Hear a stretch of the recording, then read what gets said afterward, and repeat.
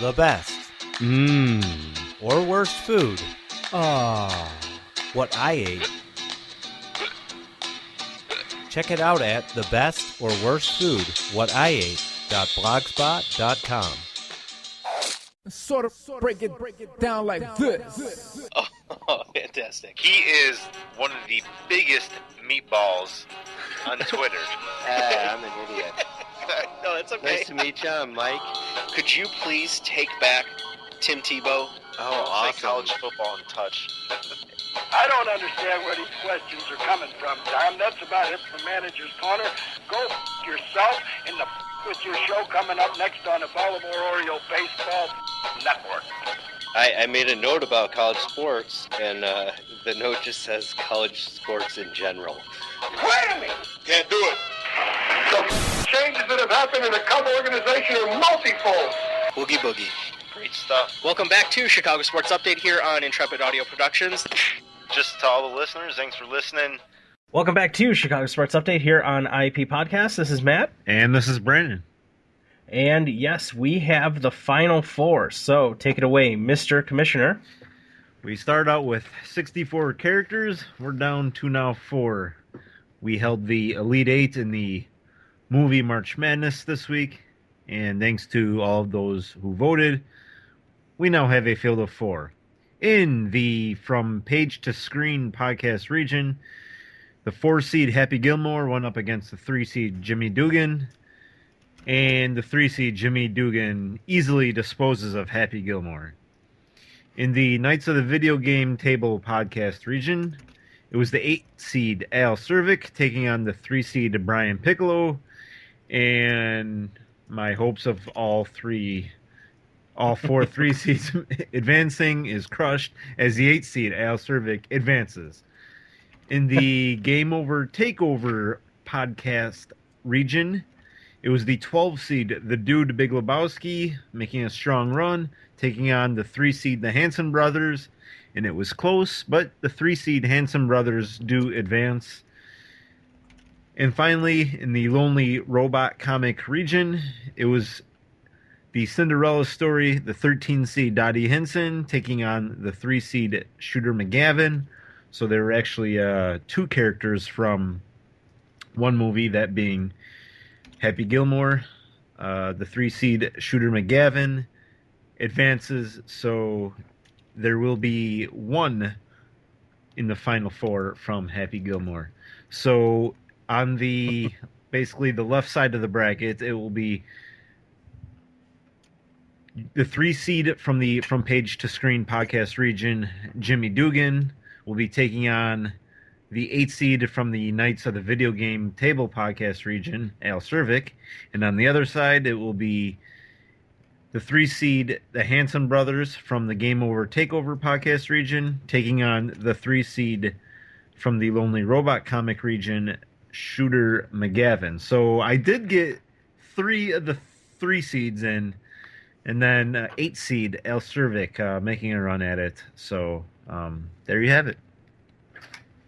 Very good. Nicely done. Get out there and vote. You can pick up a new bracket over on our Facebook page. We have a link posted there to our our Google Drive, specifically my Google Drive. So you can click the link, download a new PDF, and you can vote via Facebook. Email your vote in to us at iappodcast@gmail.com, or tweet your vote at hashtag or at us at IAP Podcast and hashtag SportsMM. Be sure to use that so we can find and get your vote. So thank you for doing so, for all those that have, and we look forward to more votes as this winds down. So, well, this is the new year in the new fiscal year for the NFL. So we're looking at fiscal year 2014 through 2015, and well, free agency has started, and there's that 3-day pseudo tampering phase that everyone kind of goes through for all the teams, kind of getting their ducks in a row. And the Bears decided to make a couple splashes, signing one specifically, Lamar Houston, from frequent guest to the Sports Move. Well, here on Chicago Sports Update this earlier season, from Patrick from the Knights of the Video Game Table podcast, and his Raiders, citing 26-year-old, again, Lamar Houston. Yeah, this comes, in the same day that the Bears released Julius Peppers, so they have, and plus with all the injuries they had in the defensive line last year, lots of holes to fill. Lamar Houston, from what I hear, is very versatile. Pretty good player, not your top end guy, but Bears still paid him handsomely. He gets a 5-year deal, $35 million, 15 of that being guaranteed, and 21.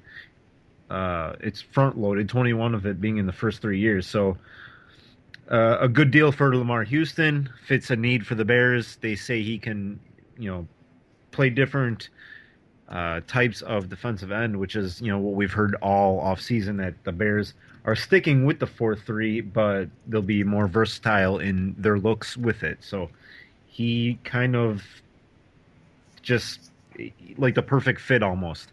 They were looking at Martellus Bennett's brother, Michael Bennett, but then the last day of the restricted free agent signing day, Seattle did snatch him up, so they kind of went with their second option, that being Lamar Houston. And I honestly think it's I genuinely do believe, I feel like it is a better fit for the Bears. Michael Bennett's is a bit older. Sure, Houston has played, I think he has played every game since his NFL career has started, since he entered the NFL. So there are a lot of miles on him as far as those are concerned, or hits, however you really want to look at it. But from what I've heard about a lot of the stats, you can correct me if I'm wrong, he's made improvements in sacks and well as some of these performance, highlight stats, I guess is the best way to put it, like disruptions, hurries, sacks, those sorts of things. The things that I guess we really look forward in a defensive end. Apparently he's one of the best as far as stopping the run. I'm very happy with this, and to me, on top of it, he's 26. I can't recall how many years is the contract. 5 years. 5 years that takes him through basically what I would consider his prime as a player. And with that money being front loaded, you're not going to see restructuring down the line to push that money off, which is what happened with Julius Peppers. Granted, Julius Peppers was much older when he came here as a Bear, from Carolina. And we got the tail end of his career. Some good years, yes, but the last year and the future years looking forward, certainly not worth the money that they ended up restructuring and doing the financial gymnastics on that. I'm happy with the signing. I like the youth movement, and there was another player signed. I can't specifically recall his name. It wasn't anything that was a marquee name or anything. Right, they signed a safety, Ryan Mundy. Yeah. I went on Twitter after I saw that he was signed, and most people were making fun of it. Maybe for a good reason. He actually was drafted by Pittsburgh, then end up with the Giants last year. What year did he get drafted? Let me, I have it somewhere. He was drafted in 2009, so he played 4 seasons with Pittsburgh, then played last year with the Giants. He's just a guy. I mean, I was kind of going through his stats. He started 9 games last year, played all 16, started 9. His best year by far. He ended up with 77 tackles. That's not bad for a safety, although you don't really want your safety making a lot of tackles. Yeah. But he's not going to be. He's not going to. You're not even. He probably won't be a starter. Hopefully, he won't be a starter for the Bears next year. I'm hoping they go out and draft a safety in the first 3 rounds that can maybe be a starter. But he's durable. Maybe special teamer he'll end up being. Bears also signed a linebacker that no one ever heard of, Jordan Sen. So the Bears have a Jordan Sen on their team. For what that's worth. He was undrafted, played a couple seasons in Indy, then played 5 years in Carolina. So that's right. In 7 seasons, he's a linebacker, 137 total tackles in 7 years. Um, so again, if he even makes the team, he'll probably most likely just be a special teamer. So I mean, the Bears did some things in the first day. Lamar Houston being the biggest splash, along with releasing Julius Peppers, which is more. I mean, we all saw that coming. It frees up cap Yeah. space, and of course, also the Bears have re-signed some of their other guys.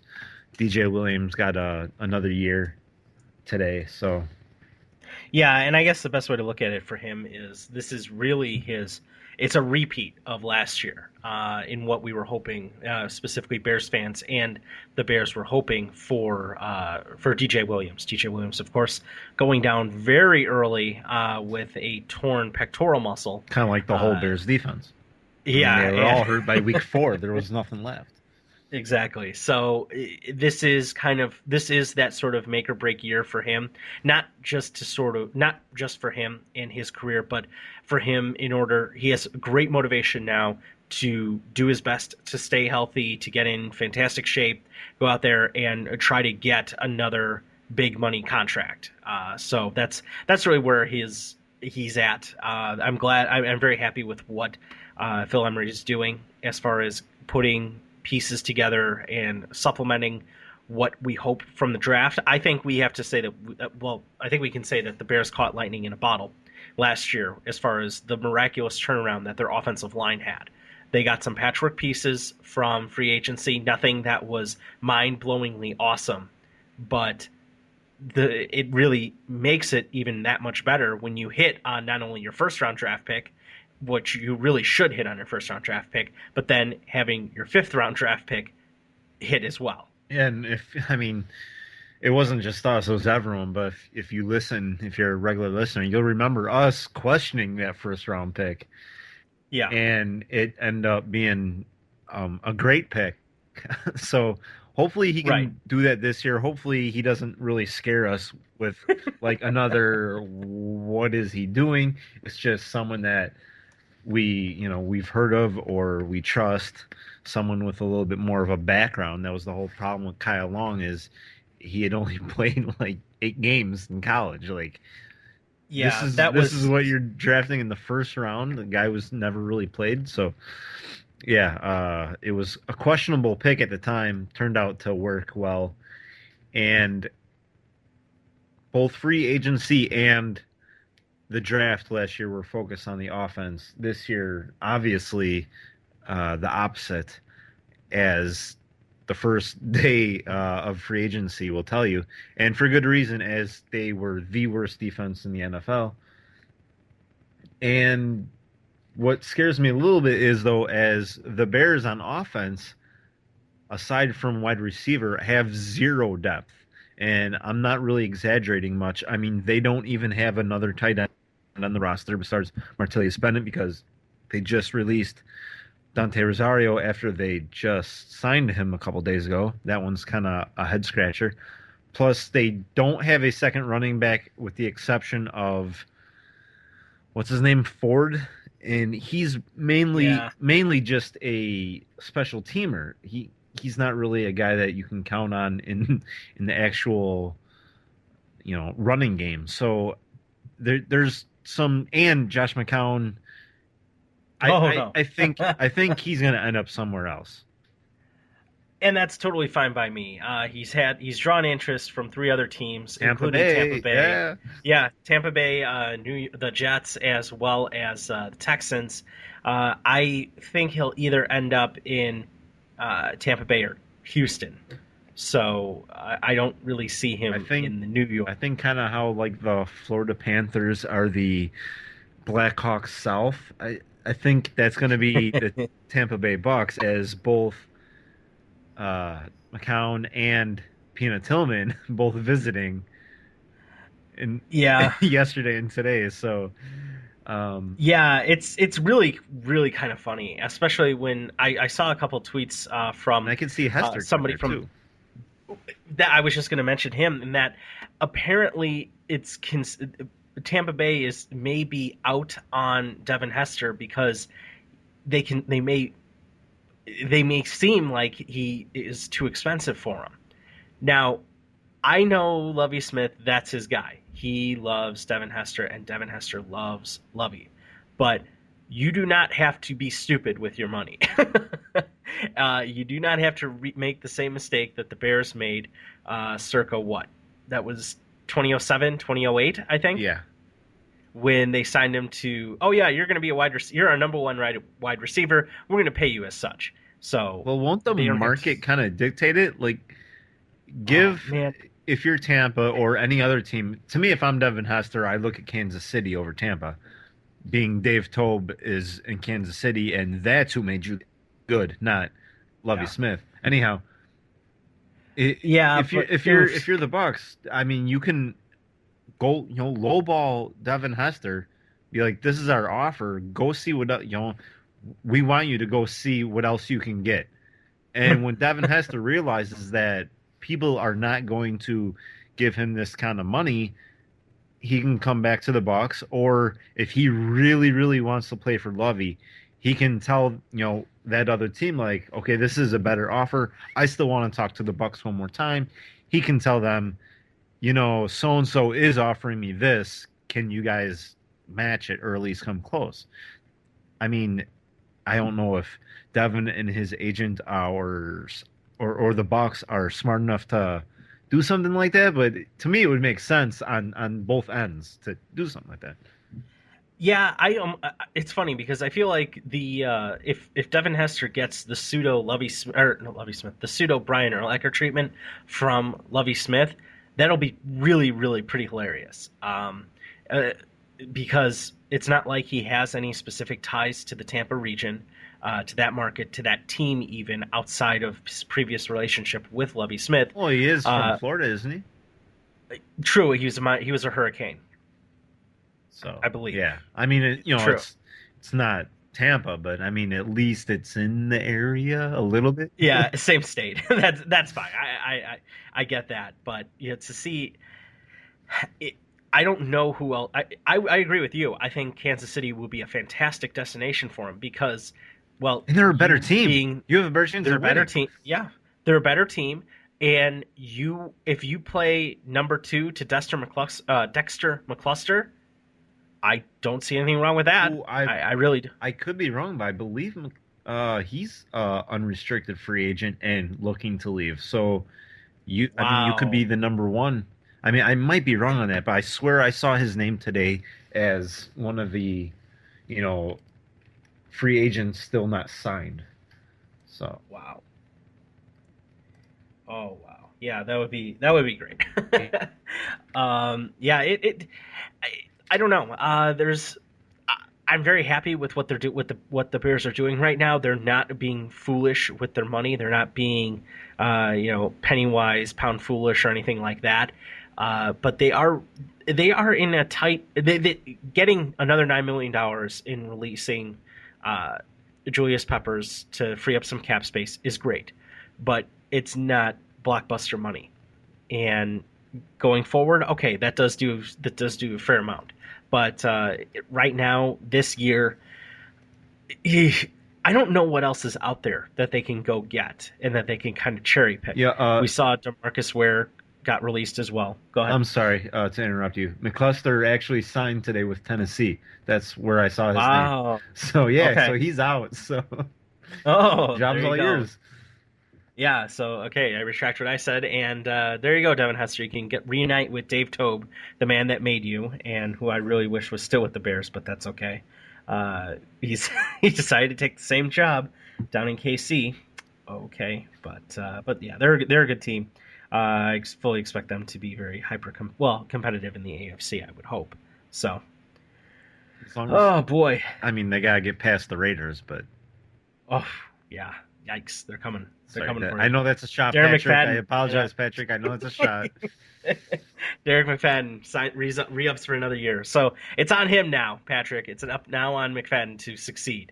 So there you go. There's one thing. There's one bright spot there. Let's see. you're right. The receiving core is thin at best. We don't know what's going to happen with Earl Bennett if he will be back with the Bears. It's funny because now the Bears are in need of that speed guy, that guy that can take the top off the defense. And I'd like to say Johnny Knox could do it.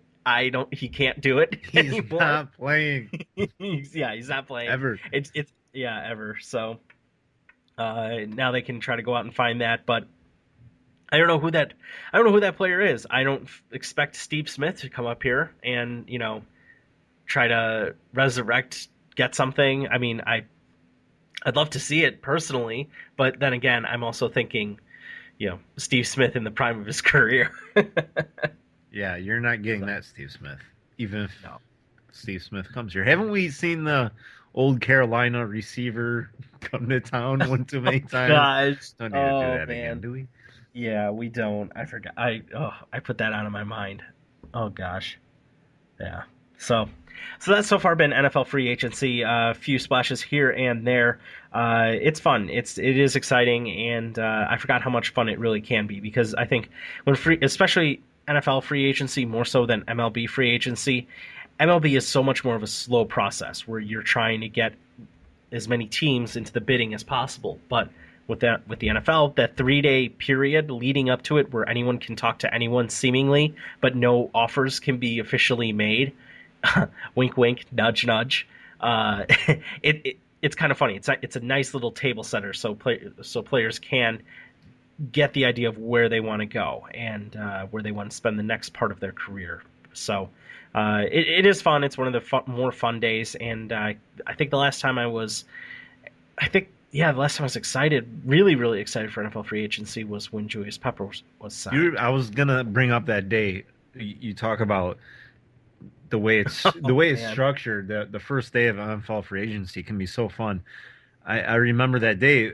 It wasn't just Peppers; it was Chester Taylor, who, it didn't work out, but we were super excited to have in town, and also Brandon Malialiusis. We knew we needed help at with the front line, and we thought he was gonna be able to play both fullback and tight end to do that. He didn't turn out, but that day though, I mean, those 3 free agents in one day, like within hours of each other, of each signing. And then that press conference. It was one of the greatest feelings for a sports day without an actual game being played. It was amazing. And today, I mean, because there were already rumors of a couple of these guys coming to town, well, really just Lamar Houston, it didn't have the same feeling. Not that it would have, of bringing in Julius Peppers, but it was because I had already heard yesterday that they're probably going to be picking him up. So it didn't have that same kind of like, oh, we got someone. But yeah, it's not the star power, the name recognition of Julius Peppers. But maybe people in Cleveland today are feeling that as they've picked up some big names today. So, and let's be honest, they need something, because it's the off season has been maybe even worse than their regular season was, which is saying something. That's close. And but maybe they dropped a lot of guys, they made some room, and they did. They had some big signings today, so a fun day for Cleveland Brown fans, and that's what this day can do for teams. So yeah, and then it gets everybody. It's a nice little tease to get us to summer camps and training camps. So, and then the draft. I mean, yeah. Oh gosh, yeah. For me, I'm satisfied until training camp, because the drafts at this point, it's so there's the few guys that are going to be great, but when your team's not in that position, it's very tough. It's difficult. It's kind of like, okay, it's more of the let's see how these guys turn out once they get to training camp, wherever that is for every team. So right. I mean, it can still be fun. A lot of times I use it as to learn some of these guys. obviously, like you said, the top maybe 10 guys, you know who they are, and even if you hadn't seen them play, we've heard about them by now just from media outlets previewing the draft. So we'll even if we don't know now, by the time the draft starts, we're gonna know the top 10, 15, even 20 guys. But like you said, after that, I kind of watch the draft as in, so who is this guy that we drafted? Yeah. So it can still be fun. True. True. Let's see. Switching gears, I know something happened the other day that you were not too keen on. You were not looking forward to going into work the other day, and I genuinely do not blame you. When was it? Was Sunday? Yes. Yeah, and it's hard when, I mean, I am a Bulls fan, but there are certain times where I almost have to root against them because I'm also a realist, which not a lot of people that I know seem to be that watch sports and are Bulls fans. So, particularly people that I work with. So, there's some crazy people out there that I work with who think the Bulls can actually have a chance at like winning the title, winning the NBA championship. Oh, And man. so obviously the biggest threat for any NBA team is the defending back-to-back champions, Miami Heat, and anytime the Bulls beat the Heat, it's, see, I told you, just wait. And like I keep telling them, wait, we've seen this before. You saw it with a better team. You don't think that Derrick Rose team 3 years ago was a better team? No, that's it. And they got demolished, destroyed in the series. And the Bulls were 3-1 that year, 3-1 against Miami in the regular season. Got to don't remind me. playoffs and Don't goodbye. remind me. Thanks Oh, for man. coming. And Oh. they have short-term memories when it comes to that. They, for some reason, put way too much stock in the regular season. And anytime they beat teams like Miami or the Pacers, or if they were to beat the Spurs, which isn't going to happen because last I checked, the Bulls were down by 28 tonight to the Spurs. And so anytime they beat an NBA Finals contender, I have to hear about it the next day going into work. So yeah, I was not looking forward to Monday, and I knew it right away. Take it for what it is. It was an exciting game.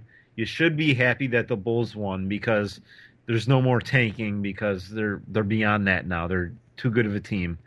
So yeah, and root for the Bulls to beat Miami. Do not tell me that you actually think they have a chance in the playoffs against Miami or Indianapolis, for that matter.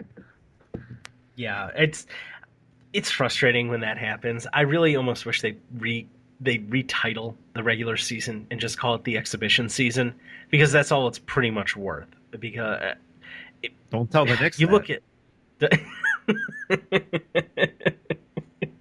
I mean, you just look at it like you've said. The Bulls have had these amazing regular season records where, records where they're going, they're number 3, 2, or 1 seed with or without Derrick Rose because they're the try hard, grind it out, grit Bulls, and I hate that everything revolves around this idea of it's because they're blue collar. No, these guys really aren't that blue collar. I don't really care about. I think who is it? Joakim Noah pointing up to the 300 level. I mean, seriously, shut up. I don't care. It's stupid rah rah things. He's rah rah, but he can be rah rah because he is the best player on that team. And there's not even a close second. Well, I would say Taj, but okay, yeah, Taj is second. But it's not close. I mean, there's some crazy. It is crazy talk. Okay, very crazy talk. But there is some crazy talk, not even in the city, but around the league, of Joe getting MVP votes. You know what? Go ahead. If they really want to waste their MVP vote. Look at the stat lines he's been putting up the last 3 weeks. He's almost averaging a triple-double. He's running the offense. He is a point center. Okay, I'm just gonna say this: if Joakim Noah wasn't around and Carlos Boozer played defense, Carlos Boozer would be getting MVP votes. It's the same thing. If my aunt had a penis.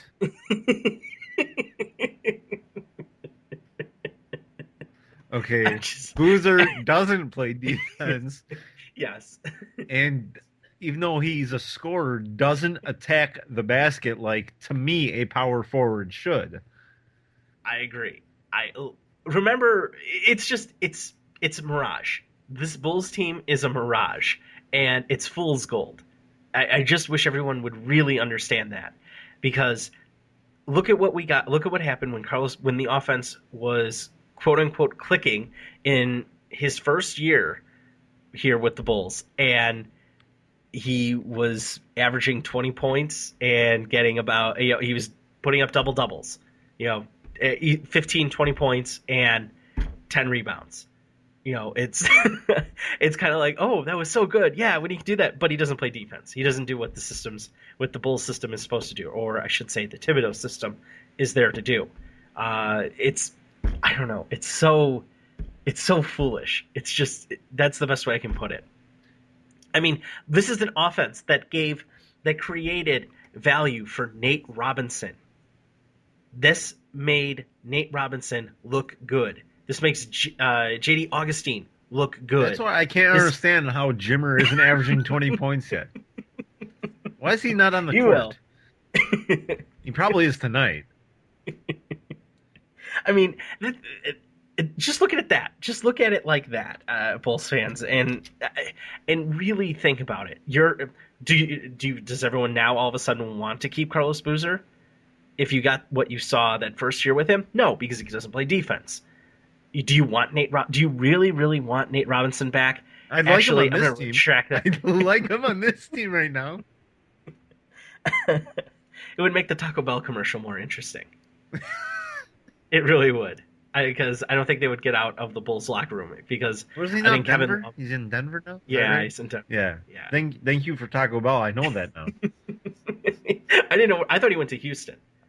I knew he went to the West, but I had no idea. Oh, he's in Denver. Thank you, Taco. Enjoy that, yeah, because that's just it. Because Denver's paying bills right now, and that's fine. They're wow. Come on. Oh, okay, never mind. That's a different game. I just got an update, and I thought it was the Bulls scored. I'm like, are you serious? They really came back? But no, I also get Pacers updates on my phone, so. Oh man, thank God. Okay, good. Yeah,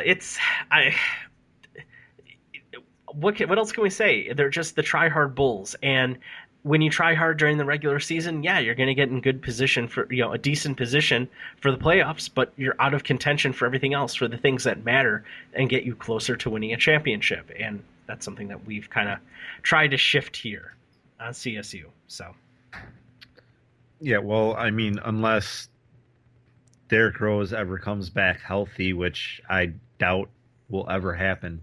In what I mean is the Derrick Rose from 3 years ago now, is it, where he was actually still playing? So without Derrick Rose, they have no chance as constructed. Even with Derrick Rose, you still probably need one more piece to still maybe get you over the Miami hump. So long ways away, really. And it's unfortunate because I know you're not a fan of him, but Noah really is a good player. Second best center maybe in the league, best center in the East. Well, I think that has more to say about the about centers right now. Maybe, but I mean, remember, and Odom was supposed to be really good. He was supposed to. He was the big man that was going to change it all. Yeah. He was going to become the dominant center. Oh wait, no, he can't stand up. Well, because when you get drafted and you're 65 years old. True. That doesn't help. Portland drafting 65-year-olds is not a good thing. Doesn't work out well for him. It's happened a couple How times good now. would have Portland been if he panned out and if Brandon Roy, if his bomb half didn't die? Because they're a good team now. Yeah. They obviously if those guys are good, you don't get Lillard in the draft because you're in the playoffs and you don't get that high of a draft pick. Obviously, there's different ways to look at it, but they're they're a good team now. If you add what Roy was when he was healthy and what Odom was supposed to be, Odom was never supposed to be an offensive juggernaut, but he was supposed to almost be a Mutombo, changing the game defensively, and that just he was hurt the first 5 years of his career. 5 years, he's still hurt. Well, I think that's more of his pride now. Wait, hold on. Yeah, I think I just heard his knee break again. So. So, oh man, let's see. Otherwise, the Hawks are doing well. They try to go to get a little revenge in Colorado tomorrow with Antti Ranta getting the start. I guess it's good that he's getting that Crawford gets a night off, but also gets a little bit of competition. I think this is a really big show. This can be a really big showing for Ranta if he does well. He hasn't played since what, January 29th or something like that. Yeah, I really wish he was getting this. He just needs to, even if he's not is better than Crawford, which at this point he isn't. You still need to get him some looks. What happens if Crawford goes down? Now you got a guy who hasn't played in 2 months. So I know it was a little bit different with the Olympic break, but get this guy out there a little bit, see what he can do, and just get him back to, playing shape, maybe. What has he been doing the last month and a half? I just wish he was getting the start against Nashville. Nashville is right now a throwaway team. They're just horrible. I don't know what happened to them. Hawks, though. Yeah, they probably will. They'll probably, shut them out 4-0 or something. Oh God, that'd be horrible. Well, I don't know. Ugh. The way Taves is playing, I don't think that'll happen. True, he won't allow that. He'll go crazy. All of a sudden, he's I don't know what got into him. He's always been, the best player on the Hawks by far. But the thing was, he never showed it statistically, and all of a sudden, in the last couple weeks, he's scoring at will. It seems like so. Yeah, maybe he's finally sick of everyone, sack washing Sidney Crosby, and that's fine with me. Well, I think he sack washed him during the. Yeah, it's true. Yeah. So during the Olympics, yeah. So that about does it for me. How about you? Staying on the hockey front, I don't know those of you who watch the league as a whole, but scary moment in the Dallas Stars game last night when Rich Peverly collapsed, and while he was on the bench. And the scary thing is he's had heart problems. He actually had surgery done before the season, was cleared to play just recently, and he scary moment last night, he collapsed. The reason why I'm bringing this up, not just for that, but they actually suspended the rest of the game, and I thought that was mighty almost courageous. I that word might not make sense, but for the team, the NHL, the TV network, there's a lot of money involved, and just go, we're doing the right thing. We can't play right now. I actually find that courageous from the NHL. And then some might call it courageous, I call it stupid.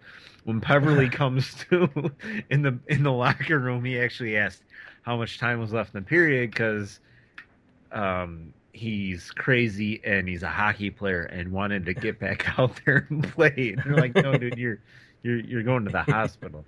So just kind of want to talk about that a little bit. I don't know if he'll ever play again.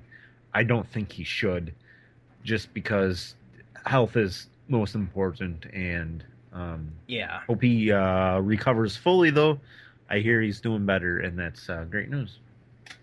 Yeah, I agree. I think it was very self-aware. It was very aware of the situation, and I'm glad the NHL did do something because, eh, God forbid, he did die on the ice, and that was it. He just dropped out of a heart attack right there. How could anyone continue on? Now, granted, Well, that's the not other the players situation. didn't even know what. I mean, if the game continues, the players are on the ice playing the most violent and dangerous sport of all sports, in my opinion, and in the back of their mind, they don't know if their teammate and friend is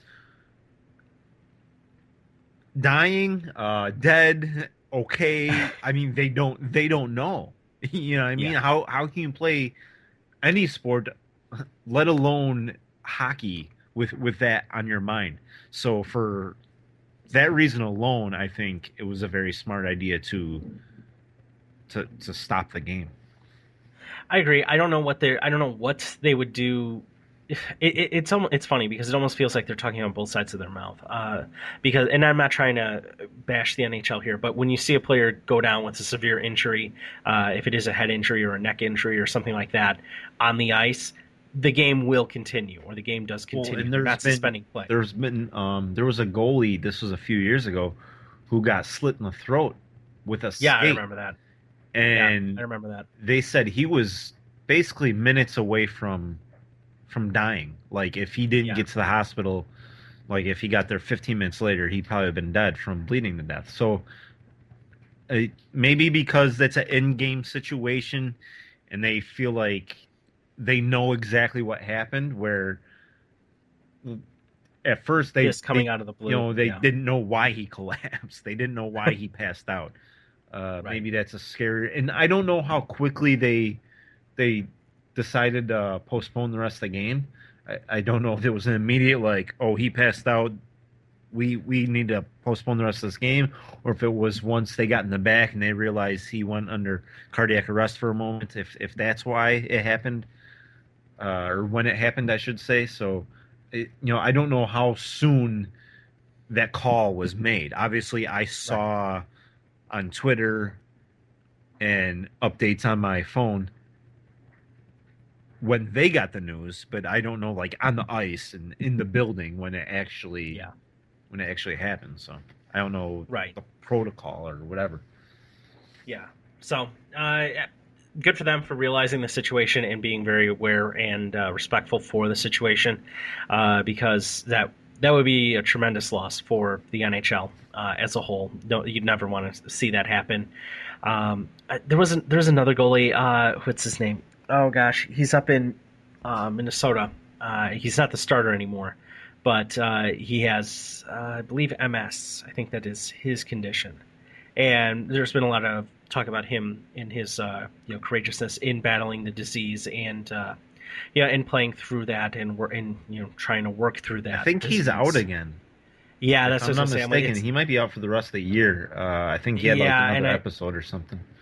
Yeah, and I think it's kind of it would probably be in his best interest to forego his career if he has to coach, okay, or if the NHL or the team, the Minnesota Wild, are willing enough to bring him back in some sort of other hockey operation role. And Mike, if you're listening, this is why we need you to come back, because you could talk about this topic a little bit more intelligently than Matt and I can. Hope you're doing well, by the way, Mike.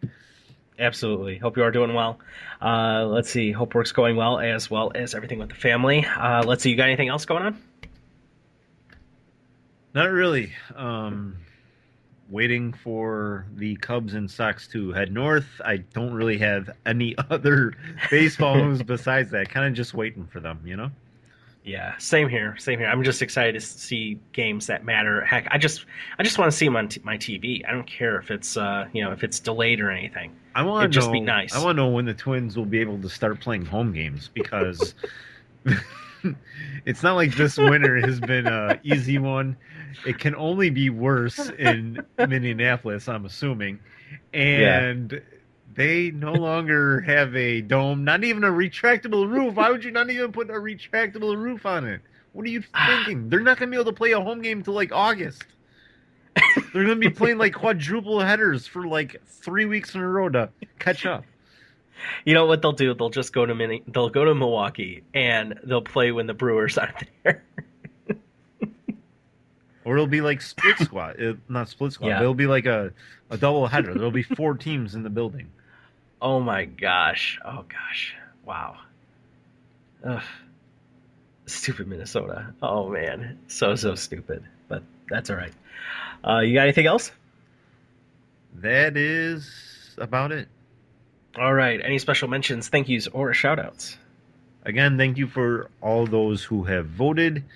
It's the Final Four, so only 2 votes this week that you need to make. So if you've been holding off on voting because you don't want to take the time to do it, it's only going to take you like a nanosecond now because there's not a lot left to vote on. So go ahead and vote. Make it fun. And if you're not voting, but if you're still listening, I hope you at least enjoy the breakdown of the tournament, and I hope maybe you have someone you're rooting for in it, and maybe let us know about that. Maybe we'll count that as a vote. Yes, we will. Again, you can vote in Sports Movie Madness through Facebook. Visit our Facebook page, facebook.com/IAP podcast. You can also tweet your vote to us on Twitter using the hashtag SportsMM. And you can also email your votes to us at IAPpodcast, all one word, at gmail.com. And where can you rock it? Rock it. Rock the vote? Where can you rock the vote? Oh, any one of those. Any one of those. Right. All right. Thank you very much, everybody, for listening. Get out there and vote. Enjoy it. Only, we're down the Final Four, so we'll have the final matchup next week. Thanks for listening, everybody, and we will talk to you then. Thanks for listening to Chicago Sports Update here on Intrepid Audio Productions. You can find us on Facebook and Twitter by searching IAP Podcasts, all one word. We make it easy to listen to us at home or on the go because you can subscribe to us via iTunes or on your browser at Spreaker.com. Listen to us on the go with the Stitcher Radio app, available for all smartphones. Want to interact with the team directly? Leave any questions, comments, or feedback you may have at our Facebook page. You can also like our page to know about special events, shows topics, and listen directly on our page to new and past episodes. Feel free to email us anytime at iappodcast@gmail.com. IAP Podcasts, pioneering the best in independent podcasting. Hello, listeners. Once you're done catching up with everything Intrepid Audio Productions has to offer, check out some other great independent podcast shows like the Knights of the Video Game Table podcast. Jeremy, Patrick, and Frank do great work, and it's worth your time to check them out. They're part of the Nerdgasm Network, where you can find other cool shows, including the Super Budget Brothers, the Nerdgasm Network Video Game Podcast, and all other shows, which can be found at extraplay.info. Give them a listen, because good, honest work can be hard to find.